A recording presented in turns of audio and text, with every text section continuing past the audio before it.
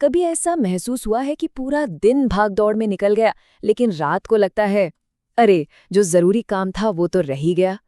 अगर ऐसा है तो ये बातचीत बिल्कुल हमारे लिए है। चलिए समझते हैं कि सिर्फ बिजी रहने और सच में कुछ हासिल करने में क्या फर्क है। तो इसी बात की तह तक चलते हैं। देखिए, असली प्रॉब्लम टाइम की है ही नहीं, प्रॉब्लम है प्रायोरिटी की। मतलब हमारे पास जो घंटे हैं, हम उन्हें लगा कहाँ रहे हैं। बस यही है इस पूरी चर्चा का सार। तो आगे हम क्या क्या देखने वाले हैं? सबसे पहले प्रायोरिटी की असल समस्या क्या है, फिर अर्जेंसी और इम्पोर्टेंस का फर्क समझेंगे। उसके बाद आएगा द 4 क्वाड्रेंट्स, यानी वो 4 हिस्से। फिर देखेंगे एक सीधा सा एक्शन फॉर्मूला, और आखिर में एक प्रैक्टिकल कदम जिसे हम आज से ही शुरू कर सकते हैं। हाँ, तो सबसे पहले बात करते हैं प्रायोरिटी की समस्या की। ये वो फ्रस्ट्रेटिंग सी फीलिंग है ना?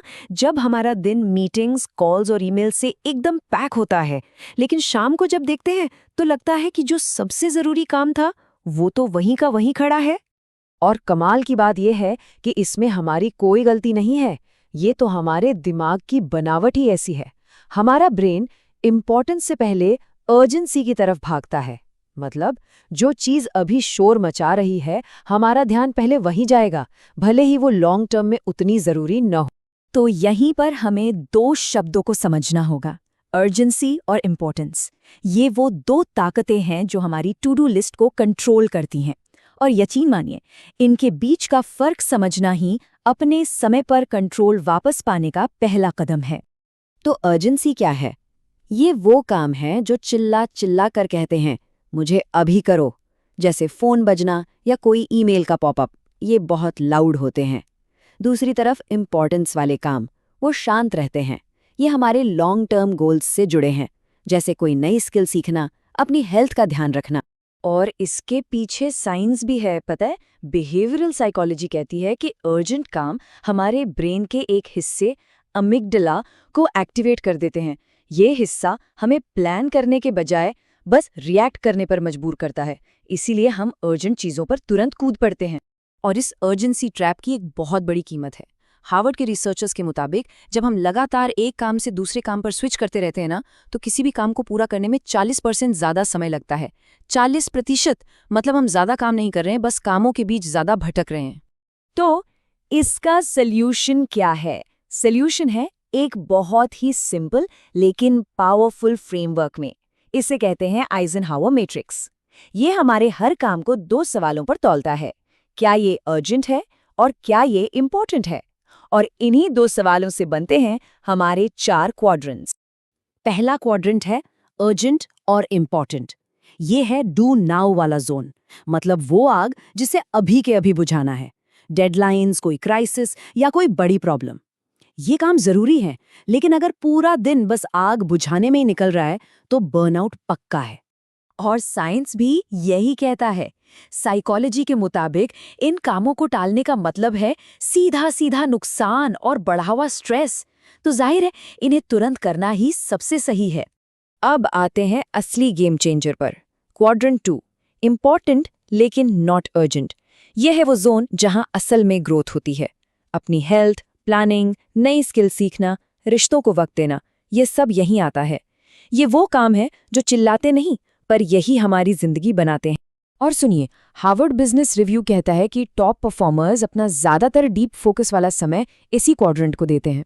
तो नियम बहुत सीधा है, इन कामों को टालिए मत, इन्हें अपने कैलेंडर में शेड्यूल कीजिए। इसके बाद आता है क्वाड्रेंट 3, अर्जेंट लेकिन नॉट इम्पॉर्टेंट। ये है धोखे का जोन। ये काम अर्जेंट लगते हैं, इसलिए हमें लगता है कि ये इम्पॉर्टेंट भी होंगे, पर होते नहीं। जैसे कि बेवजह की इंटरप्शंस, कुछ फोन कॉल्स या ऐसे रिक्वेस्ट जो हमारे गोल से जुड़े ही नहीं हैं। और इस धोखे की कीमत जानते हैं कितनी है? रिसर्च कहती है कि एक छोटी सी इंटरप्शन के बाद हमारे ब्रेन को वापस डीप फोकस में आने में 23 मिनट लगते हैं। सोचिए, तो इसका एक्शन है डेलीगेट। अगर हो सके तो ये काम किसी और को सौंप दें। और आखिर में है क्वाड्रेंट 4, ना अर्जेंट ना इम्पोर्टेंट। ये है डिलीट जोन, मतलब वो काम जो सिर्फ समय बर्बाद करते हैं, जैसे माइंडलेस स्क्रोलिंग या वो छोटी छोटी आदतें जिनसे कोई फायदा नहीं होता। इसके पीछे भी साइंस है। डोपामिन स्टडीज बताती हैं कि ये एक्टिविटीज हमें एक छोटा टेम्परेरी हाई तो देती है, अच्छा महसूस कराती हैं, लेकिन लॉन्ग टर्म में हमारे मोटिवेशन और फोकस को कमजोर कर देती हैं। तो इसका एक्शन सीधा है, डिलीट, इन्हें अपनी लिस्ट से हटा ही। तो चलिए इन चारों क्वाड्रेंट्स को मिलाकर एक सिंपल एक्शन फॉर्मूला बनाते हैं, एक ऐसा सिस्टम जिसे हम सब आसानी से इस्तेमाल कर सकते हैं। क्वाड्रेंट 1 अर्जेंट और इम्पॉर्टेंट, इसे अभी करें। क्वाड्रेंट 2 इम्पॉर्टेंट पर अर्जेंट नहीं, इसे शेड्यूल करें। क्वाड्रेंट 3 अर्जेंट पर इम्पॉर्टेंट नहीं, इसे डेलीगेट करें। और क्वाड्रेंट 4 ना अर्जेंट ना इम्पॉर्टेंट, इसे डिलीट करें।